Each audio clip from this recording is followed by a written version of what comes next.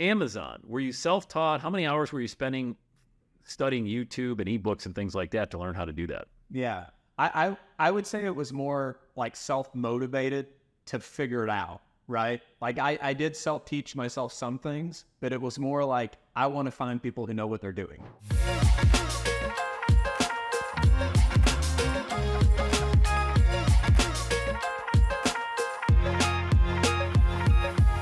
Hi, everybody. Welcome back to the Everyday Saturday Podcast. Sam Crowley here with my buddy, Zach Young. I've known Zach for a minute. It feels like a long time, man. I'm guessing, what, Zach, at least 10 years? Oh, over 10 years. That's what I was thinking. Yeah. Yeah, back 2013. Yeah. 2013, 2014, something like It's funny when you do an interview, you start to think those things like, how long have I known this guy? that. Yeah. And then it's like, crap, I got older, right? I know. So Zach Young is an entrepreneur. He's a dad. He's a husband. We have a lot of things in common, our faith in God. We're going to talk about Zach today. We're going to talk about God and money. How about that? Yeah. Yeah, that'll get some people going. Yeah. That'll get some good feedback, man. I get some good feedback. So I think, one of the compliments I can give to Zach is he walks the walk. And, you really, especially with guys online, dude, you know this. I mean, it's how good is your filter online with your selfie, and how much can you pay a guy to Photoshop your latest PayPal? Absolutely. So Zach's a stand. Hey, you forgot the rented Lambos and mansions too, right? Yeah. And the private plane. Absolutely, can't leave that one out. Yeah. So Zach's a stand-up dude, and I have a lot of admiration and respect for him, the way he carries himself and how he's been able to do it online. He doesn't have a job. It's not that he's, in the soup line. He just doesn't have a job. So Yeah. I think that's pretty cool as well, that you've been able to do this entrepreneurial journey for a long, long time as well. So Zach Young, welcome to the podcast, man. Great to have you. Thank you, Sam. It's an honor to be here. It's always great to connect with you. And I love what you do, man. I absolutely love your message, love how you help people, love how you deliver value. So it's always great to connect, man. Yeah, dude, this is going to be a fun conversation. So I know we kind of jokingly talked about it, but let's get right into it. Talking about God. I know you have you want to talk about your faith and your journey a little bit, and how God plays a part in your life personally and professionally.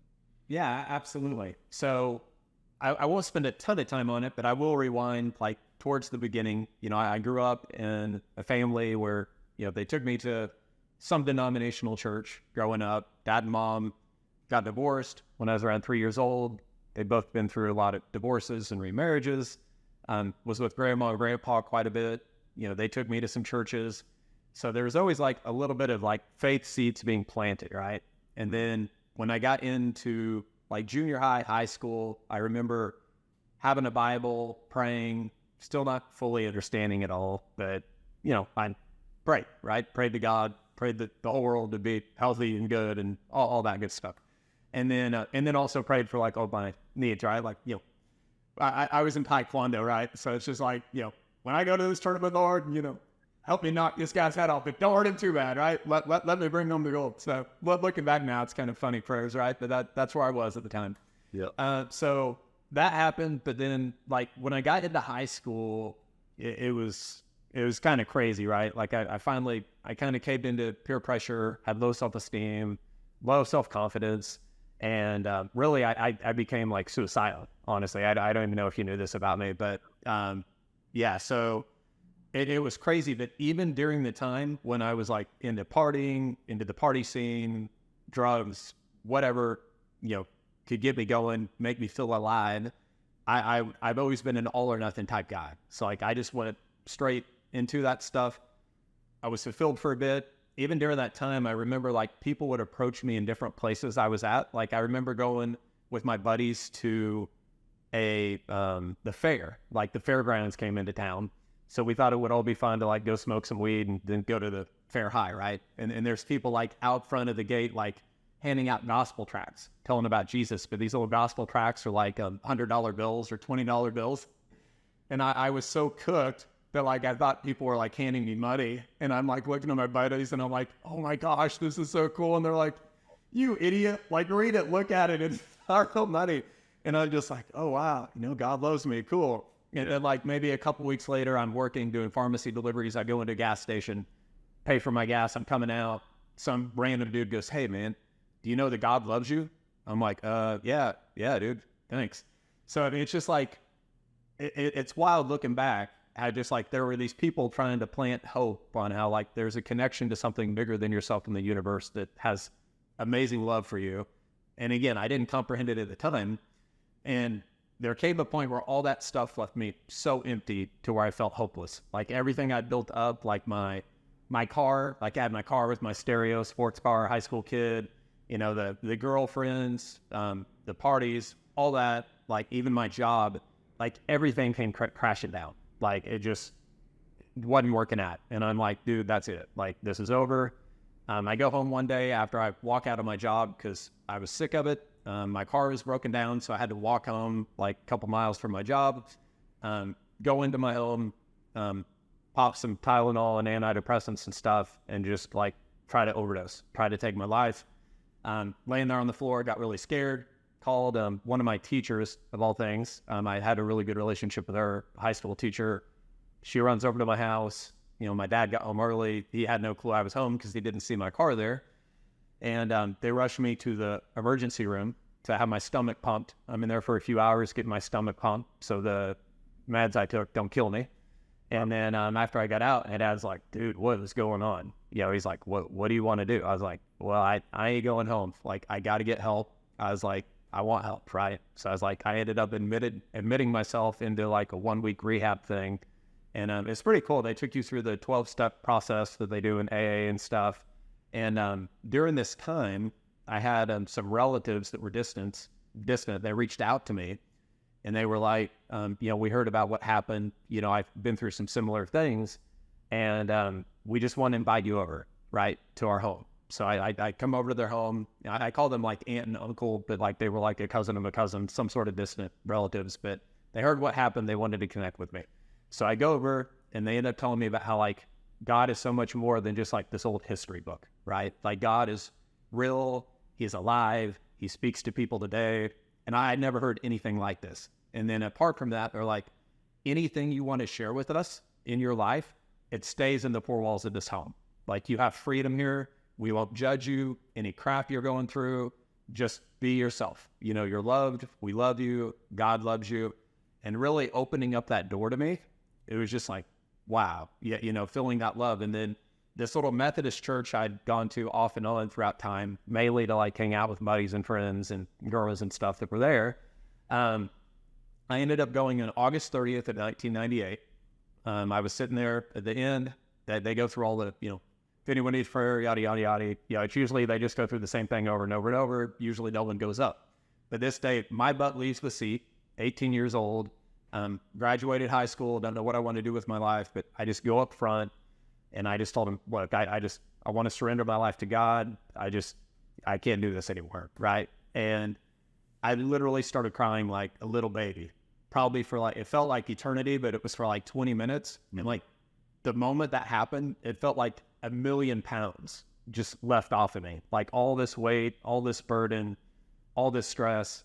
And it was interesting because shortly after, like I tried hanging out with the same friends that I used to party with and stuff.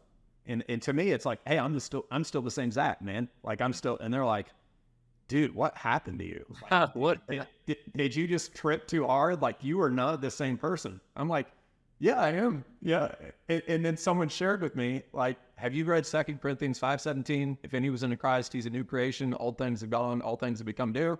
It's like, you might look like the same person on the outside, but dude, you've changed. Yeah. Right. Yeah. And I'm like, that took me a while, you know, to connect to that. So I can go through more of it, but for now, like just anything you want to discuss about you or that, like that got me to like 18 years old. Right. And so, and I'm 43, almost 44 now. So like, there's been quite a faith walk journey since then, but that's really like where it all started. Like since then, it's just like, there's been a solid connection from that day to where I feel totally connected to God. And no matter what I've been through since that time, it hasn't left. It's just like daily, there's that connection's there.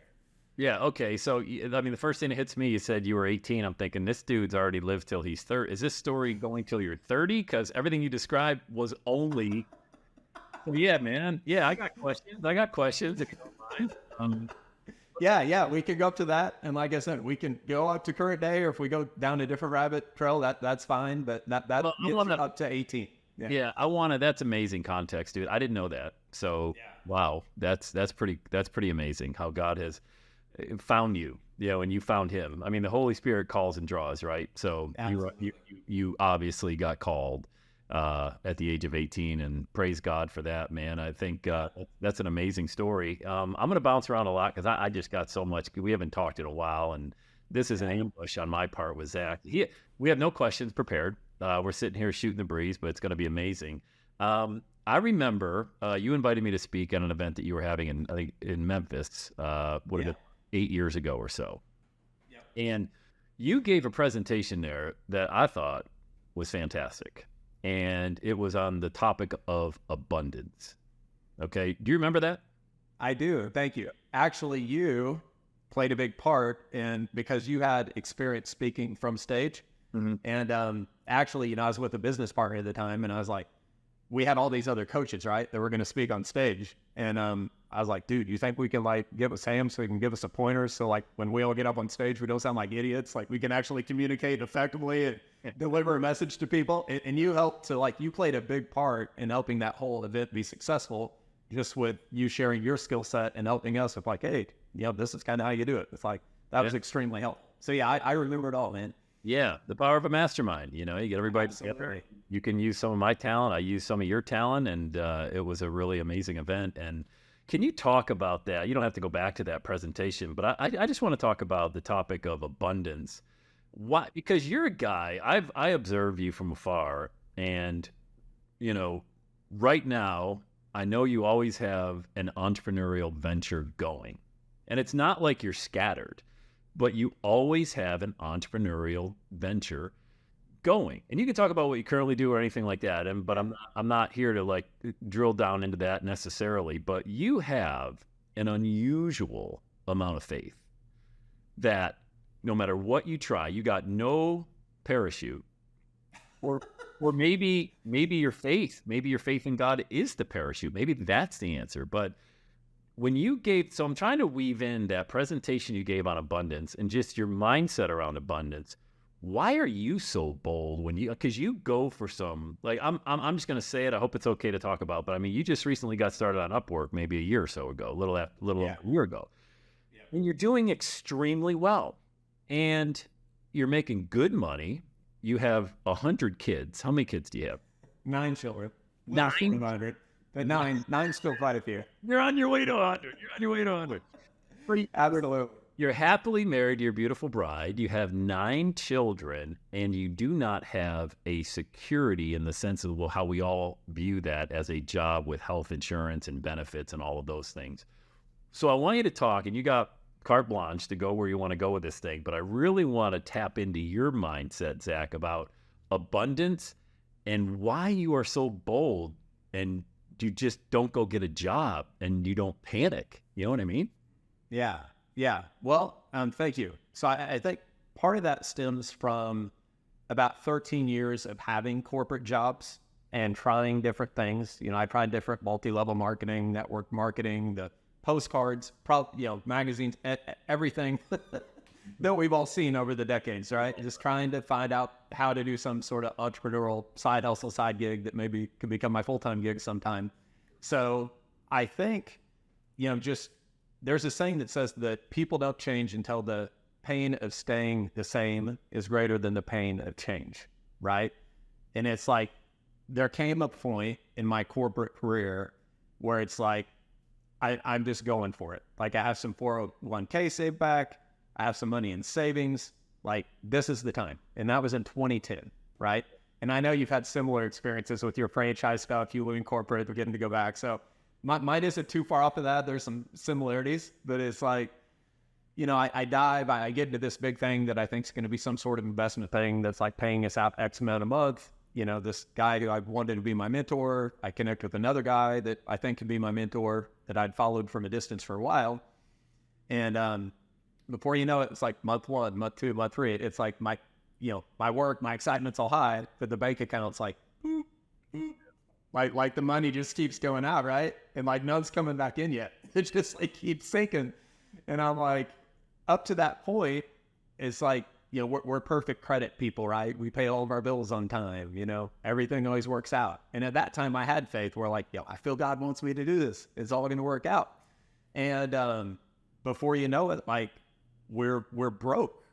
And it's like, holy crap. I just like set my family aboard the Titanic. I have 3 or 4 kids at the time, and stuff I was doing just wasn't working. And like I had to end up getting a loan modification on our home because it ended up almost going into foreclosure. My son, I think, was 5 at the time. He had a piggy bank where we had to open it up, and I had to ask him for money to buy groceries for our family. I think I took like $20 from him. And it was just like, this isn't how I thought it was all going to work out. It's sometimes in our mind, it's like if we have faith and we're thanking God saying, do this thing. And like, I'm just, I ain't going to be late on any bills. Everything's going to work out. Money's going to come in. But then it doesn't. It's like, what in the world? So I had a choice. Like, do I go back or what do I do? So thankfully I pressed in, I pushed in. I had a work from home job to where I think I was making like 40 to 50 grand a year, which was quite a bit more back in 2010 than it is right now. Yeah. So that's what I was doing at the time. And that was like a 50 to 60 hour a week thing. Right. And I remember like some of the times with my wife, like it was definitely some strain on her marriage. Right. Like I got her pregnant with baby number 4 or 5. I can't even remember which number it was. Right. And she's like needing my help and support, but I'm working 60 plus hours a week. I'm like, sorry, honey, I can't. And she's like, well, if you were working and actually bringing in money, like that's one thing, but like you're gone and there's no money. Yeah. It's like, what are we going to do? And then there were times where her family, like her mom and dad had actually knew we got into a bad situation. So they let us borrow some money. And of course I feel like crap, the loser husband asking her, his wife's it's for money. Yeah. And, and I remember having a conversation with Natalie, my wife, where she's like, you're my husband. It's your role to provide for me, not my dad's role. And it's like, all right, good talk. Good talk. Yes. Yeah. So thankfully I got something that had about $1,000 a week coming in, but it still was like a job. It was work from home at the time, but it was still a job. Right? Like I was exchanging time for money. I wasn't making anything unless I showed up. So I have a friend that introduces me to network marketing. It's a thing that you and I were at, affiliate marketing at the time. That's what we met through. Yep. And, for some reason, just the planets aligned to where that deal helped me have success. I don't know if it was because I was doing what they said with personal development or what the missing ingredient was, but somewhere in there, I got the missing ingredient. I had my first like entrepreneurial $10,000 month with that company. And then eventually some stuff started happening in that company where I was like, I don't know about this. And then I was like, yeah, I'm done with that. And then I ended up popping into Amazon, right? So that was the Amazon space somewhere in there. Sometimes it's cloudy. I've done so many things, but somewhere in there, I got into Amazon. And I just, I learned all I could. I was trying to find ebooks, watching YouTube videos, just trying to figure out like how to do this thing. And I was taking chances, right? Like I had a credit card. I was putting money on some stuff that flopped. It didn't work. But then I found some products. I learned how to analyze product that I could buy low and sell high. And it really started taking off. And then I built a course showing people how to do that. And then I partnered with a guy that helped me promote that course. And it like exploded. We had like 800 to 900 people in there paying monthly for the course. Some were paying for high ticket coaching. I had product that I had sourced from a network. I was able to like sell to them so they could sell and make money. And then I had my own Amazon account I was selling through. So like my peak in all of that, there were like 4 or 5 components going on at once there, right? But I think I made like close to a couple million in revenue. It's maybe 2015, 2016. And I had some pretty good profit margin off that. The 2 million wasn't all profit, but there was definitely some good profit there. And so that was like, I think one of the biggest breakthroughs, here's one of the biggest breakthroughs I had was some of the, as a man thinks in his heart, so is he, right? And I know you shared stage with Bob Proctor. He had a book called You Were Born Rich.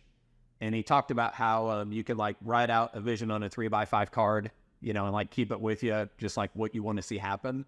And so I implemented that a few times, and it it worked like amazingly well. I think one of my biggest runs in Amazon, I had a goal to make like 50K profit in 30 days, and I made like 70 or 80K profit in 30 days. Okay, time out. Time out. Okay. All right. So, making 50 grand a year, broke, working from home, and your wife, rightfully so, says, "Hey, dude, that's your job, okay? Not my dad's job to provide. All right, you're my husband, so figure this thing out." You get into the network marketing space, you have some big wins for the first time, you know, $10,000 a month. That Amazon story is amazing, $2 million in revenue. But here's the amazing part about that is sounds like you were kind of self-taught. No, like you were going deep. So I've got that question. I want the Amazon, self-taught. Did you have a coach? Did you have a mentor? Was there success that you found the clues and you followed? And then that 3x5 card, nobody writes anything down on a 3x5 card and has a $70,000 month. So I need more information. Yeah. By the way, You Were Born Rich is one of the best books ever written in the history of books. So if you've never read You Were Born Rich by Bob Proctor, you can get it on Audible. Heck, you can get it if you got your public library like we got. Hoopla is free. You can download it, the audio version, for free and go for a walk for 6 hours and listen to the whole book. Amazing book. So It is. Amazon, were you self-taught? How many hours were you spending studying YouTube and ebooks and things like that to learn how to do that? Yeah. I would say it was more like self-motivated to figure it out, right? Like I did self-teach myself some things, but it was more like I want to find people who know what they're doing, okay? Like I'm looking for ebooks. There was a guy doing a drop ship on eBay type course at the time. I learned some things from him. So like I was just trying to learn whatever I could, right? Now, I learned a lot from him on eBay, and he actually encouraged me. He wasn't teaching anything on Amazon at the time, but he was saying like, dude, Amazon's where it's at. Like, the volume, what's happening on Amazon, like if I had to pick one over the other, it would be Amazon. Now, he said that off record because, you know, he's like teaching people eBay drop shipping, that he's like, and I'm like, all right, I got to figure out Amazon FBA because a lot of people didn't like know it at the time. And I think one of the reasons we had so many people come into that is because the guy who I partnered with, we ended up doing a YouTube video interview on like how to make money on Amazon FBA. And like, there wasn't a lot of content out there. People didn't know. And, you know, when they see some dude with 4 or 5 kids at the time, made $225K in a year on Amazon, it's like, crap, I'm going to listen to this. So they end up listening to it and joining. So that's that. And another part I have to share, like, it was firmly ingrained in me early in my marriage, and this was through some of the scriptural, the churches, denominations, organizations, whatever you want to call it, we were involved in, on a person reaping what they sow, right? Mm-hmm. Whether it's kindness, love, time, energy, money, and we bought in really big to, giving offerings, tithings. Now, my thought philosophies changed on some of these things, but at that current time, I think this is before I jumped ship and became Mr. Entrepreneur, right? I was still in corporate. I think Natalie and I had $20,000 to $30,000 in debt. We had a plan to become debt free, and we just started like giving, right? We had a really tight budget, and I was tithing when I had opportunity to give offerings. I would, and I think like within a year and a half, all that debt was gone. And then like, I think like a month or two after it was gone, we had some gifts arrive in the mail that were unexpected, of like $8,000 check, $11,000, $11,000 from like, and just a connection that we made, like that just wanted to support our family and help us and give gifts. And it's like, and we didn't think that timing is coincidental. It's like we did the work to be disciplined, to set a budget, to give, to sow seeds, if you will. Yep. And to have enough to get out of debt, and then just have a windfall, come upon us. So, I do firmly believe in, some of the Bible, whether it was literal or metaphorical, of the person who plants a seed and you reap 10-fold, 50-fold, 100-fold, whatever that is. Like, I firmly believe in that, right? So, like, I totally buy into giving. Now, as far as having to give to, like, a certain organization or being shamed to, like, giving a certain percentage, like, I don't really buy into that, But I buy into the principle of a person always gets back that they put out. Yeah. And like attracts like. So if it's money going out, I believe money comes back in. If it's time and energy going out, time and energy coming back in. So I really believe that plays a big part. And just like when you plant crops, you don't know when they're going to yield, right? Like you do like in the natural when guys are planting corn or whatever, and they even get it with drought years or whatever sometimes. And then some years they have abundant years where, it's just massive crops, abundant, they get 2 or 3 yields out of it instead of only one, and just a windfall of abundance, and prosperity falls upon them. So, whether the seeds I planted, if you will, financially, they took 1 year, 5 year, 10 year, maybe even 20 years to see some of the fruit of that. Like, that's a faith thing, right? Like, that's invisible. Like, I can't prove it to you. It's not like scientifically evidence proven, but there's a lot of coincidences that line up, and it's like there might be something to that. Yeah. What is it with the? I agree with that, by the way. And as Bob Proctor says, there's a season for reaping and a season for sowing, but you can't do both in the same season. Yeah. So it's very difficult to have that mindset to plant seeds, and then that harvest. When's it coming, man? I need that harvest. It's got to come in soon. I mean, I get it. I'm planting seeds, but a bigger, one of the other questions is around abundance. Well, let me get back to the Bob Proctor thing for just a second. What were you doing? You had a $70,000 month. You were writing what on a 3x5 card, and why did that work? Well, I think I had a vehicle that was working at the time, which was Amazon. Yeah. Right. And I'd found some product that I believe could be profitable, but it was a stretch for me, right? Like, I think I ended up working out a deal with the guy to where I would pay him back for some of the inventory I bought at the front end after the sales came in. I think I put some on credit cards. I can't remember all the specifics of that, but I do like remember just writing down on a card, like within 30 days, I want to make 50,000 cash. And like, I got involved with it, like emotionally and mentally, and like I visualized it happening. But I think the combination of already having something that was working, that like it could kind of help me take that. It gave me the ideas, right? To like communicate with the guy. He's like, hey, I got like 1,000 units of this. You want it? I was like, well, I ain't got no money. Like, can we work something out? Like, I had the idea of asking him, like, can we do something, right? Can we collaborate? Can we do a win-win scenario? And he's like, yeah, man, like you can just, take the inventory in the front end. I trust you. We've done business. You can just pay me after the stuff sells. Yeah. Now, that's not common, and then the credit lines I had, I had to have faith again. Sometimes I tried stuff like that and it didn't work, but this time it just seems like the planets aligned. Yep. And it took off. So I think it was a lot of different variables and combination of things working together there. Yeah, no doubt. I mean, you ask better questions, you get better answers. So if you don't ever ask, then you're never going to know the answer to the question. You'd be surprised how many times if you were to actually ask somebody if they could do this, if I did this, would you? The old if I would you, if I did this, would you do that type thing? Mm-hmm. Some people say no. Well, that's a no. It was a no anyway, unless you asked, You just miss all those shots that you just never really take. So when it comes to abundance, again, you talk about, the seeds and the harvest and all of that. There had to have been times, I'm not saying did you ever question your faith, but there had to have been times where you're like, ooh, boy, I got a lot out there right now in debt or credit and things like that. I'm going to take another leap of faith here.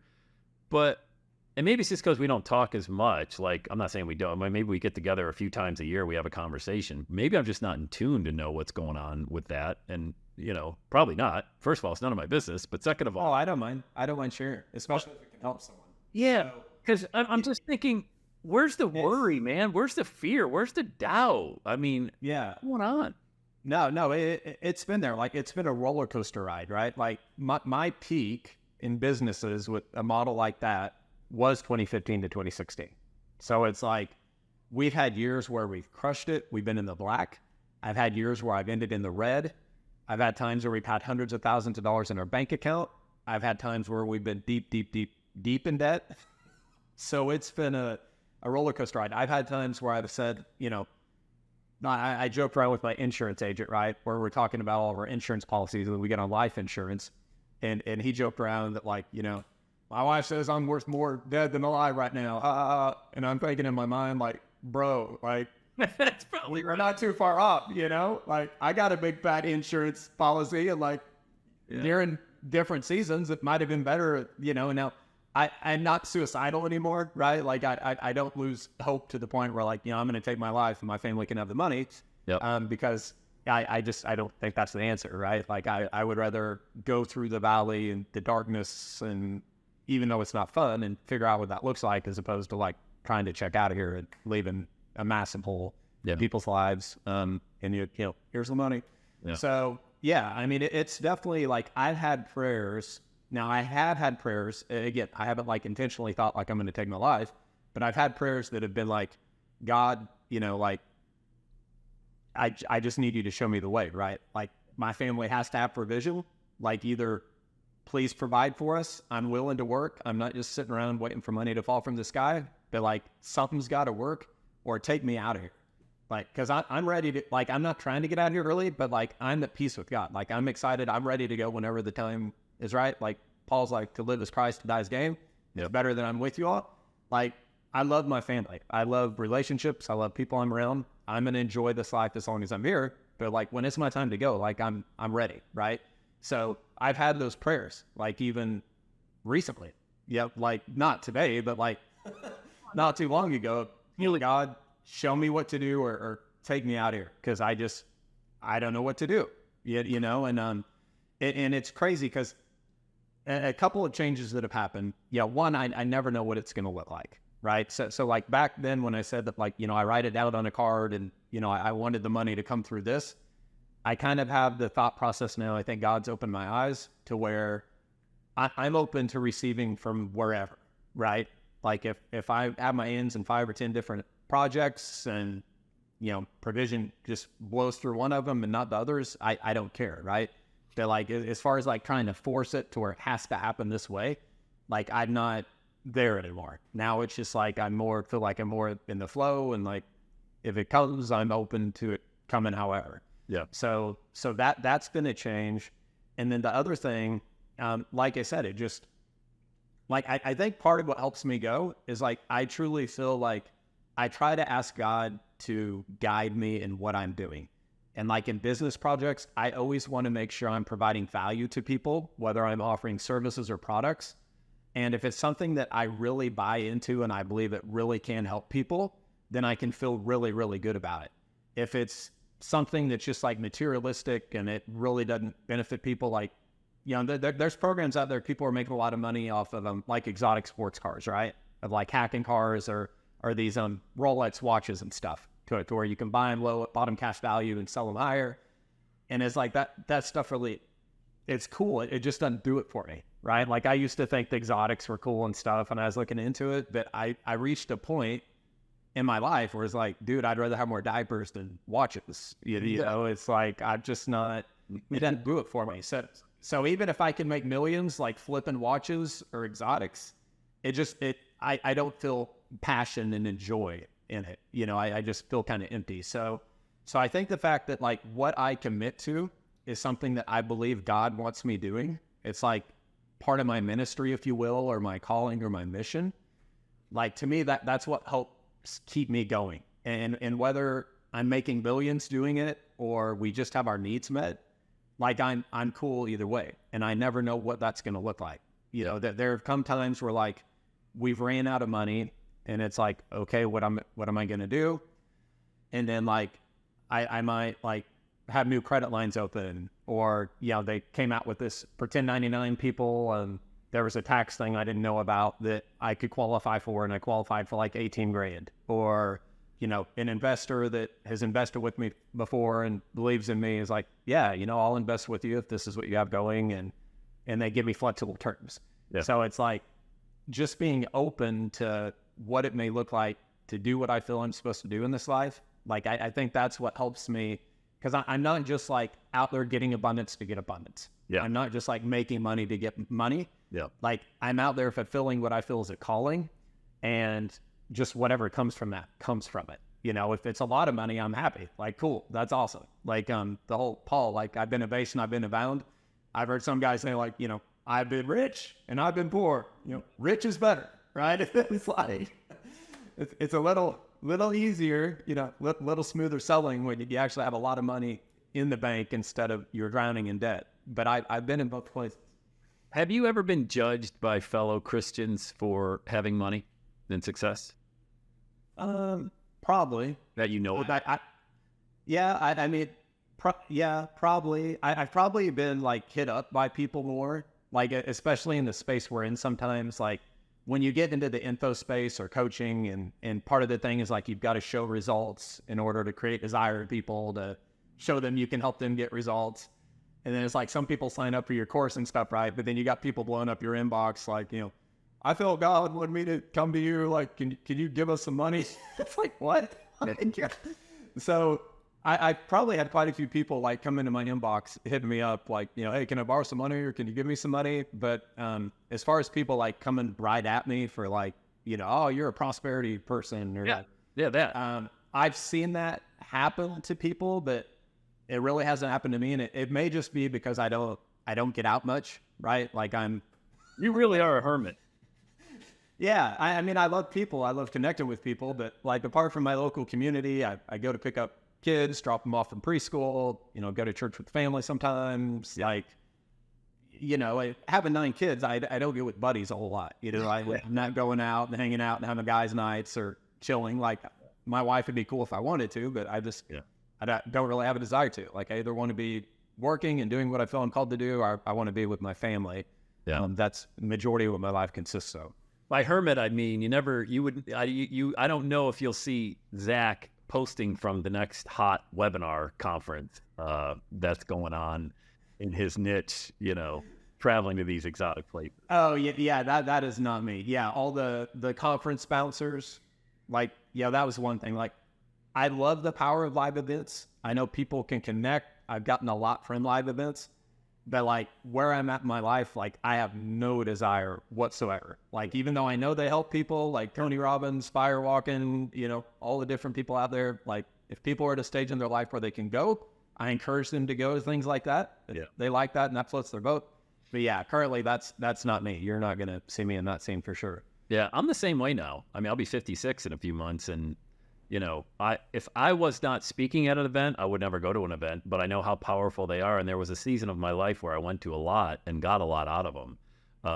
But there's a lot, for example, in my space, all these podcasting events and things like that. Everybody's, hey, you going to this? You going to? No, I'm just nothing I can't get online. And, you know, I'd rather play around the golf if it's nice. And if not, hang out with the family, because certainly we still have a 9-year-old at home. We have 2 kids in college, an hour away. There's enough for me of responsibilities here.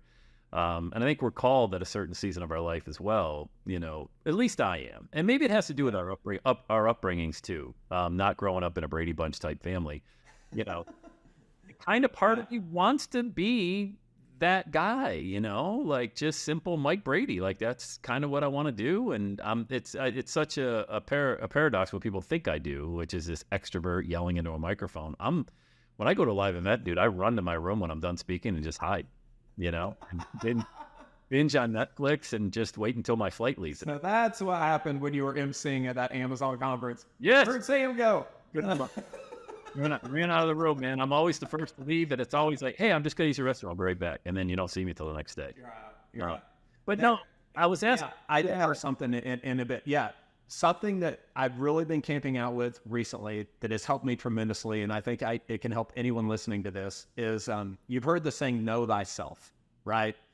And I remember when I was in corporate, like I got shamed from bosses and stuff, like, because I always got promoted, right? Like in management or whatever, I excelled in sales, I did good at what I was doing. And when I'm like, I would get to the point where I just get bored with it, right? And I got capped out with the money, I got bored with what I was doing. And for some people, like they are wired that way, right? Like some people, if you've ever done like the Briggs, I think it's Briggs-Myers, 6 years or so, that's like Myers-Briggs. Like some people, like they love it. You know, like I know dudes I went to school with that have the same job now that they did when they were in high school. And it's like, to me, that's like, holy crap, dude, I would go insane. There's no way I could do that. But like that person finds comfort in that. they love the security. They enjoy what they do. And like at one time, I might have like shamed that person, and they might shame me for being all over the freaking place, right? But I remember growing up and going through different jobs and just having these words in my head, like, you got to bloom where you're planted. You know, you got to focus on one thing and all these things. And for me, like, I now see that as bad advice, right? Like those people were speaking from their perspective.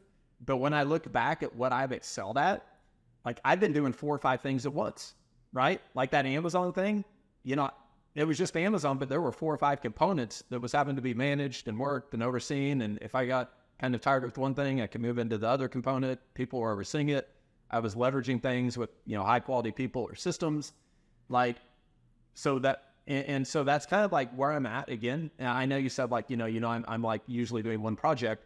I literally have a list now of about probably literally 10 things I'm doing. Like now I don't tell everyone that because they're like, holy crap, it's confusing, it'll freak people out.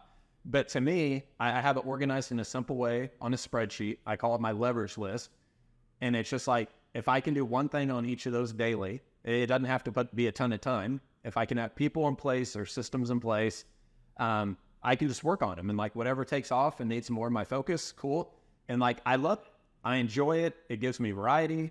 I'm an ENFP for whoever's taken that stuff. And I found out, like, knowing myself, like, that's how I'm wired. Like, that's why I excel in that environment. Mm-hmm. So, when I keep telling myself all these times, like, I've tried to recreate a lot of success with different business projects, like, I just got to focus on one thing. I got to do one thing. I just got to stick with it. And then, like, I end up going insane because it's like, dude, this is so freaking boring. Like, I'm bored out of my mind. It's sucking the life out of my soul. Yeah. Well, it's because that's how I'm wired, right?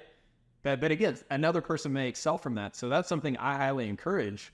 Like a person, it's good for you to know yourself and your strengths and how you're wired, and then play to those strengths. Mm-hmm. Like, just don't go off of what so-and-so says or so-and-so says, because that could be amazing advice for you, or it could be bad advice for you, just depending on how your genetic makeup is put together. Yeah, no, that's great advice. You got to know yourself. I know myself a lot like you. I'm psychologically unemployable, but you know what? If God called me back to the workforce, I would go. I think it'd be interesting in today's climate how I would interact with individuals, because I was an HR nightmare 20 years ago. So I couldn't imagine what I would be before the days of social media. Yeah, exactly.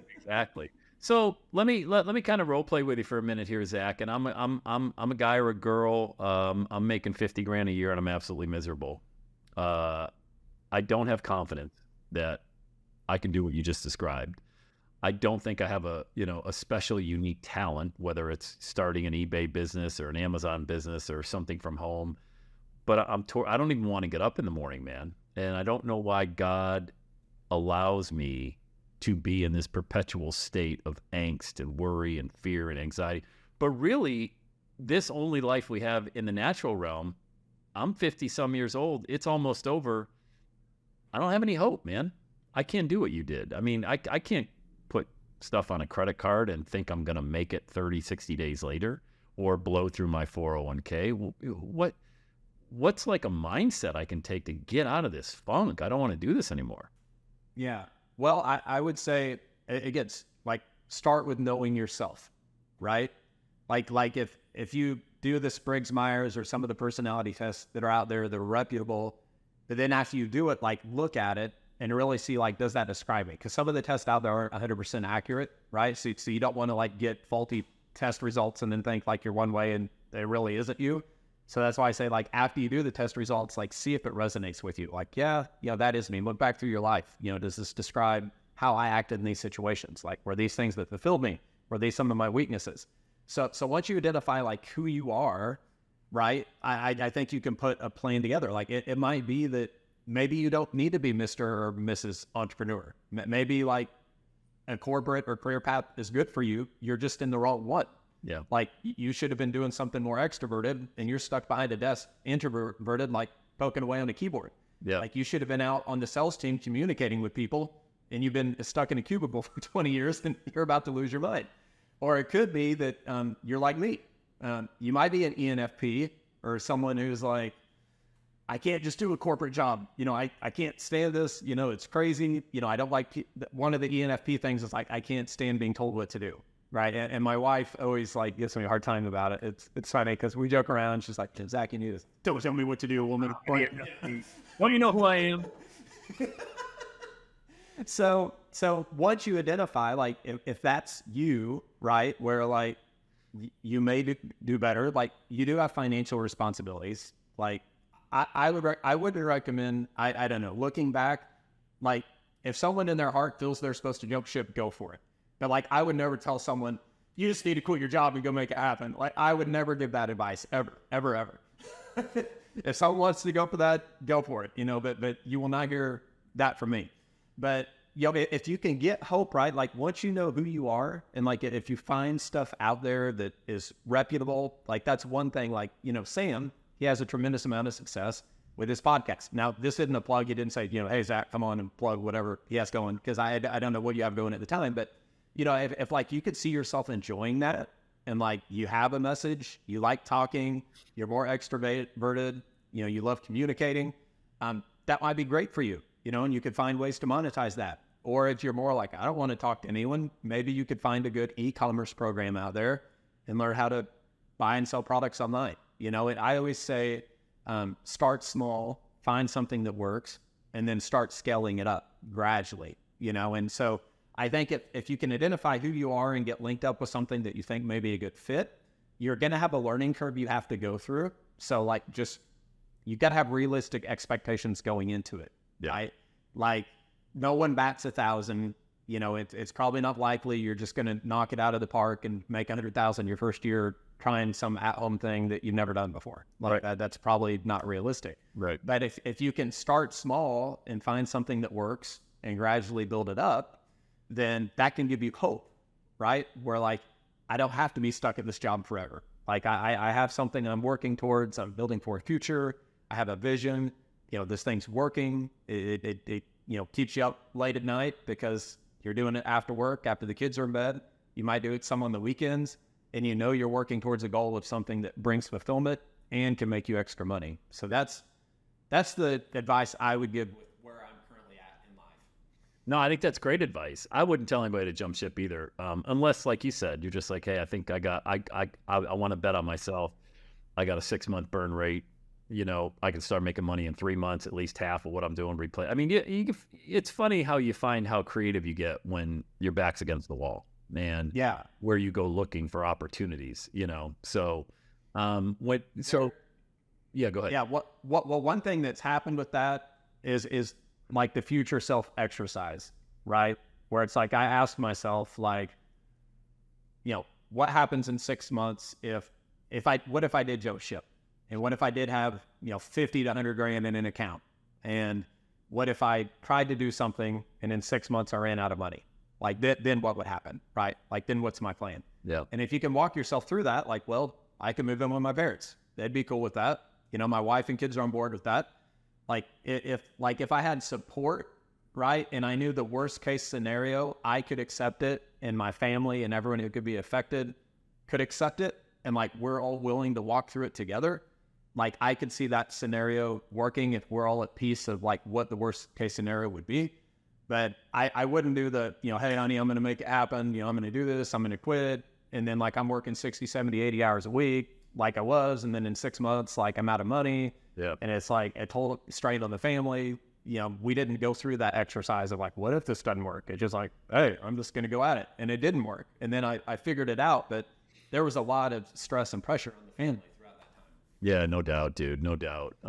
So you're the father of 9 children and you're an entrepreneur, and you said you have your leverage list of 10 different things that you focus on.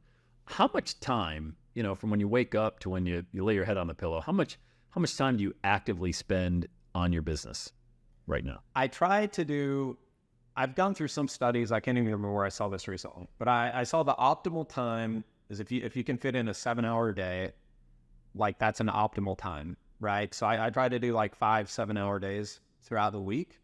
Because again, like, to me, I really enjoy what I'm doing. Like, I enjoy these products. I enjoy connecting with people. I enjoy helping people, you know, out if they decide whatever I have going for them. Like, I really, really enjoy it. Now, throughout my life, like, I've had times where I work the 60+ hour weeks, right? 60, 70 hours a week. Like, you said Upwork, like, I think when I was really hammering that and trying to figure it out, like I think I did put in some 12 and 14-hour days, and I had one month I did like over 34,000 in revenue, but like I was busting my butt. It was like early morning to late at night when I wasn't with the kids. I'm working nonstop. Now, to me, I can only sustain that for so long. Like I can't do that forever. But times I can go out in sprints. Other times, once I get stuff up and going, like when I had all the Amazon stuff going, there were times where just on my personal Amazon account, I might spend 15 minutes a day on it. Like I'd maybe truly do like the 4-hour work week. Yeah. Still had a 6-figure income coming in. Now that didn't last forever, unfortunately, but you know, it's kind of been just different seasons of life. But in this current season, I try to get approximately 7 hours a day in, but it's very focused time, right? Yeah. It's not, and sometimes I'll take breaks. I'll go out, I'll make a smoothie, I'll talk with the family, try to get up and down once every 45 minutes. Watch my energy levels, but it's focused. I'm not sitting around the water cooler just chit-chatting. Scrolling Facebook. Yeah. I get caught on there sometimes. So that's usually at night, like with my phone or whatever. I try not to get into that trap, but it happens from time to time. Yeah. It gets the best of us every now and again, Zach. Absolutely. No, I mean, 5 7-hour days is pretty incredible for an entrepreneur at home with that type of discipline. I mean, that's a lot of focus. Is 7 hours a day. I mean, you know, you read some of those same studies that the average employee in an 8-hour day might put in 2 hours of actual focused work. So 7 is wild. Now, talking about Upwork, just as one example, and I'm just picking this because it's the most recent I'm aware of. I don't know the story here, but when you and I connected and you were doing some work on Upwork. Now, for those that don't know, Upwork is a freelancing site. You can do anything. I mean, you could find your accountant there, a video editor, a copywriter, SEO guy or girl, admin, anything, any freelancer out there. Why did you choose that platform, and what was your expectation? Because that's pretty wild that you'd put yourself out there as a freelancer and just are generating money. Like, that's what I always think about you. Like, you're a guy that just like generates money, you know? Yeah, it was wild because, so I have a business partner, and back in the day, we had formed this little course and community. It was like called The Secret Mission to Abundance. Like it's not around anymore, but it was like, and a tight-knit group. I think we had like 50 or 60 people in there, and we would analyze and like vet out different opportunities within that community, right? Where like all these people are wanting to know how to make money from home. They could bring it to us. We'd vet it out. And, you know, we had a checklist we go through to make sure it's legit and not a scam and all that good stuff.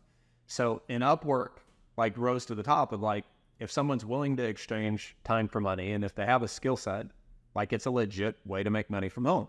And I had been a client on Upwork for about 6, 7, 8 years. I'd found freelancers on there, and I always thought like, the idea was always kind of in the back of my mind. I was like, wonder what I could do if I got on there. You know, I have a lot of these different skill sets. I wonder if I could connect and get clients. And so I partnered up with my partner. His name's Leo.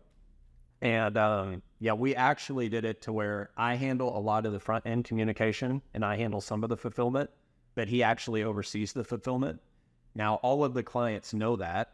We communicate it clearly with them, but I ended up just thinking, like, him and I talked, and it was January of 2023. And it's like, what if we did this as one of our income streams? Because we talked about starting a digital marketing agency. And it's like, well, where are we going to find clients? And we see some courses and stuff. It's like, well, you got to make Facebook ads. I was like, I don't want to do that. It's like, well, you need to cold outreach. You need to call people. I don't want to do any of that. It's like, I remembered Upwork, and I was like, know who you are. Yeah, that. And it's like, there's clients on Upwork, and they kind of have the rap of like, everything is cheap on Upwork, right? Like, that's why I went there. But there's actually like Fortune 100, Fortune 500 companies on Upwork that pay good money to like really high talent. So, and I didn't know this at the time, but you have a beginner level on Upwork, an intermediate level to where people are, on beginner level, people are just looking for value. Yeah. Like, they want the job to get done, but value is the main thing. They just want it done cheap. Yep. Then you have intermediate, where people are looking for a mixture of experience and value. So it's like, I don't have to have the best of the best, but I want it done pretty good, you know?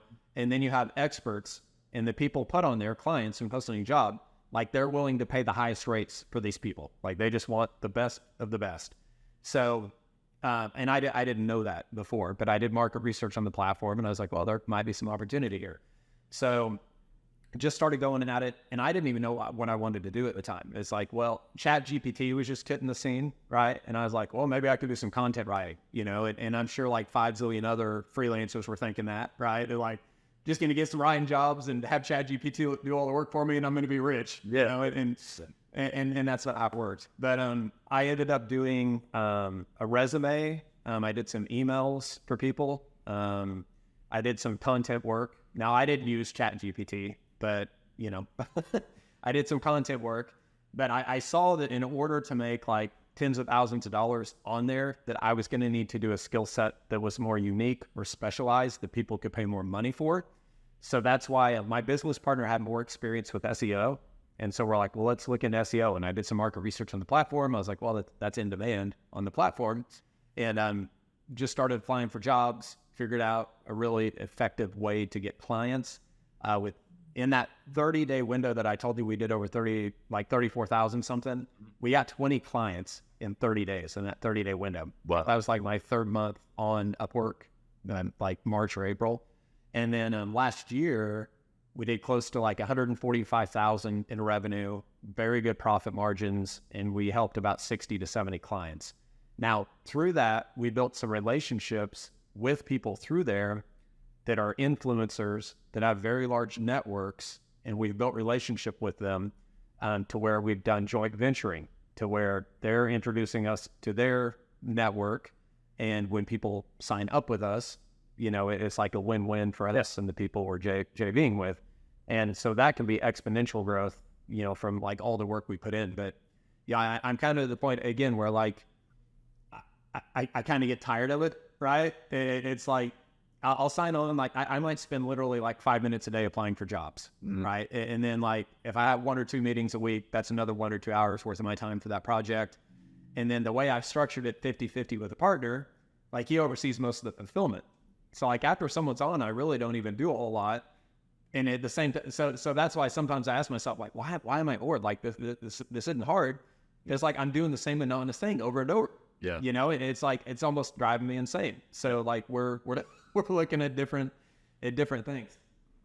So That's why I'm still doing it. I'll still continue to do it. But yeah, we're looking for different ways to do outreach and grow the agency and stuff apart from that. But I am showing people how to do that if they want to know how to do that on Upwork. We've got a little community and showing people how to be a freelancer. If they know any freelancing skills online that they can do, that's something that one of the many projects that I'm working on. I mean, that right there, just that, I know we're wrapping up here in a few minutes, but that one thought of taking a skill set that you think you're pretty good at, you don't got to be the best in the world at, okay? I think a lot of people get caught up in there's somebody better. Well, yeah, there's always somebody better, okay? So there's always going to be somebody better than you at whatever it is. Well, it's all subjective anyway, by the way. As long as you can make somebody else happy with the services you provide, that's all that really matters. Then you both consider that a successful relationship. But just listening to that part of what you were talking about, I can envision everybody listening to this podcast interview that could go to Upwork, for example, and find a freelancing opportunity for themselves if they want to just put in some work. You're going to get rejected a lot. Not every job you applied for, you got, you know. What'd you say? You did 34 jobs last year or 60 to 70, but we probably put out 70. Okay. 800 to 900 proposals. Yeah. So you got about 10% or less back as a yes. Yeah. And now I didn't have to do 800 to 900 meetings. It's just like I applied to that many jobs, and out of the people who I ended up doing face-to-face meetings with, about 40 to 50% of them signed on. Yeah. So, you know, that was 60, 70. So I probably had like around 120 to 140 meetings last year, which is a great closing rate, by the way. You know, yeah. I mean, I'm in the paid ad space, and if you're closing at 15%, that's you're 15 to 20%. You know, you're killing it for cold traffic. And I think part of it is the buyer intent on the Upwork platform. So I think that's part of the benefit, because those people already know they have a problem, they have a desire. Like when they find the right person, they're like, take my money, dude. Like they're not in the whole category of they don't know what they don't know, or they don't know they have a problem. Like they know they have a problem and they're ready to hire someone. Yeah. No, I love it. I love all of that. I mean, golly, it's been an hour. We've been going an hour almost. I'm just fascinated by this stuff, man, because it's right up my alley. Like selfishly, I'm probably like the biggest fan of this podcast episode of you because it's who I was 20 years ago. Searching, seeking, trying to find a revenue opportunity, trying to be a dad, trying to be present, trying to have freedom, but also trying to be present, trying not to work, but trying to have freedom. It's always that balancing act, and I don't think everybody looks at somebody else and says, oh, you got freedom, everything's, well, you know what? Careful what you wish for, because when you get their life, you get all of it.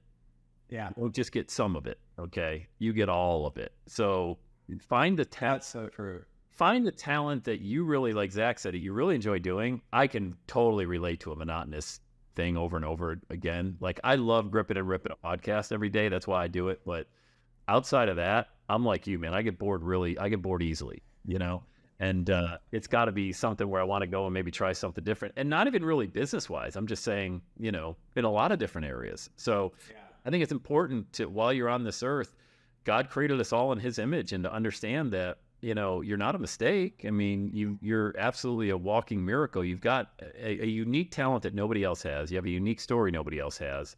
To put a little bit of confidence behind that, and a little bit, I know you failed in the past. I don't know specifically what it is, but I'm confident that you have crashed hard, who's ever listened to this podcast.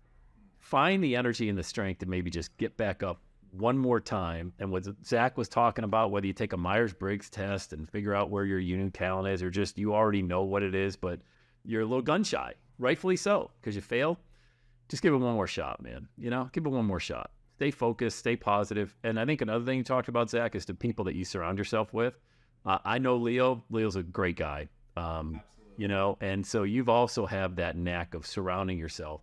Not 100% of the time, but you always seem to be around individuals that challenge you, lift you up, and help the best version of yourself come out, Yeah. Yeah, I agree. Yeah. And speaking of losses, like I have, I know you've taken baths too in horrible stuff, but people heard some of the millions, they've heard deep in debt, but like I've had like one-off shots where I've lost 30, 40, 50 grand, 60 plus grand. But, I like to call it like getting back on the bull, right?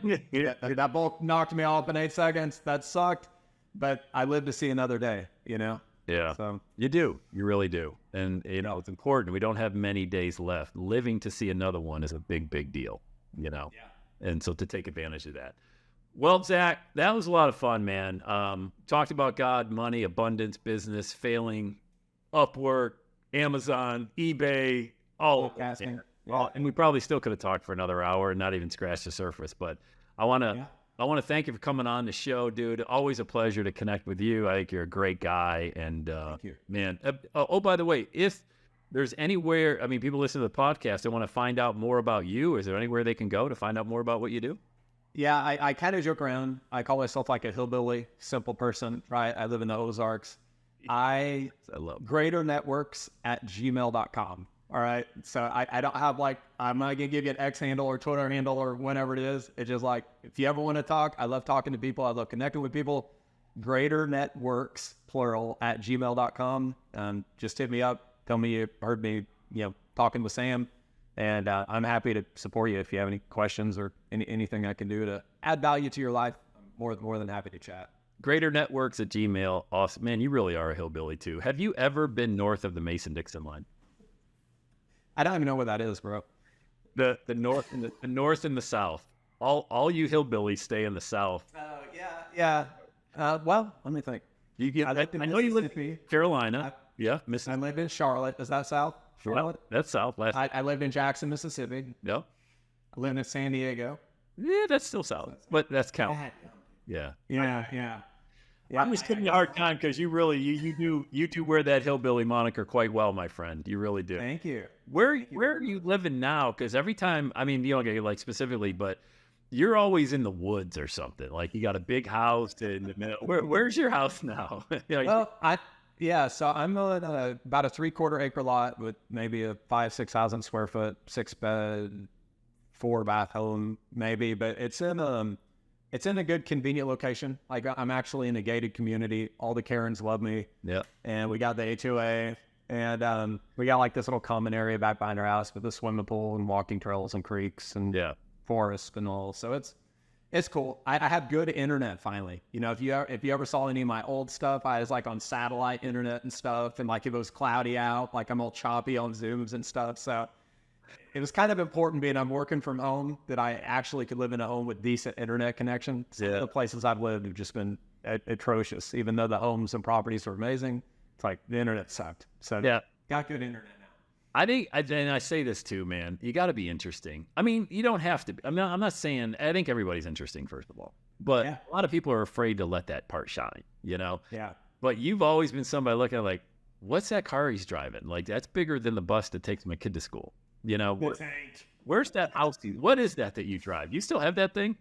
Yeah. It's a Nissan NV passenger van. And it's funny because when they first came out, like, we finally... When Natalie had baby 7 or 8 or whatever it was, we had a Suburban, right? And we're like, oh, dude, we've outgrown it. I'm not going to drive one of those box vans, you know, like the Chevy or the Ford box on wheels. Yeah. My wife's like, Yeah. And then she saw these Nissan NV passenger vans, which I think the front end's like a Nissan Titan truck, but then it's like a big van on the back. And it's kind of cool for a passenger van, you know? So we ended up, I think we've had 2 or 3 of those, but we've had this one for about maybe 4 or 5 years. How many? Fit 12 people. Oh, 12 in there.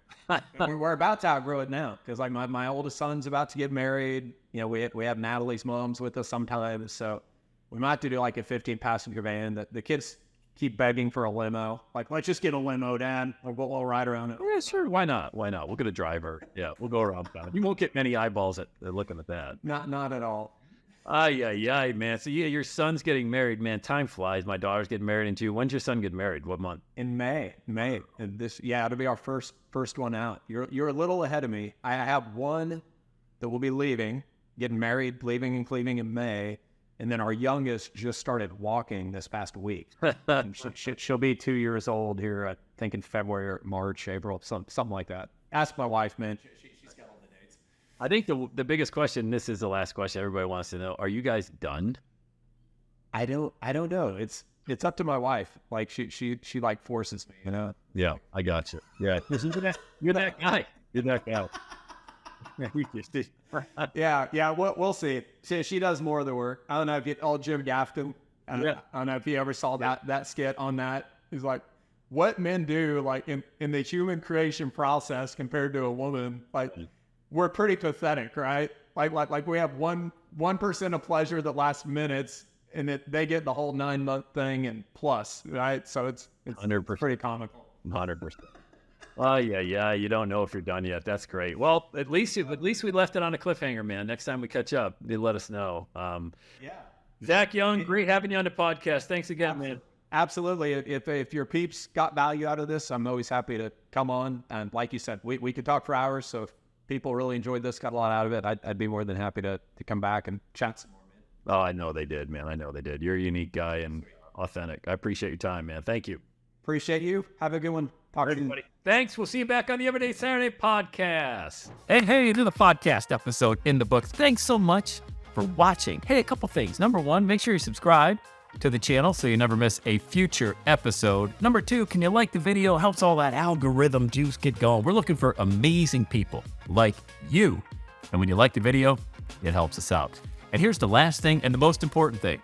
Everybody has a story to share and a lesson to teach, and that means you. Get that message out there, all right? And make every day a Saturday. I'll see you on the next episode.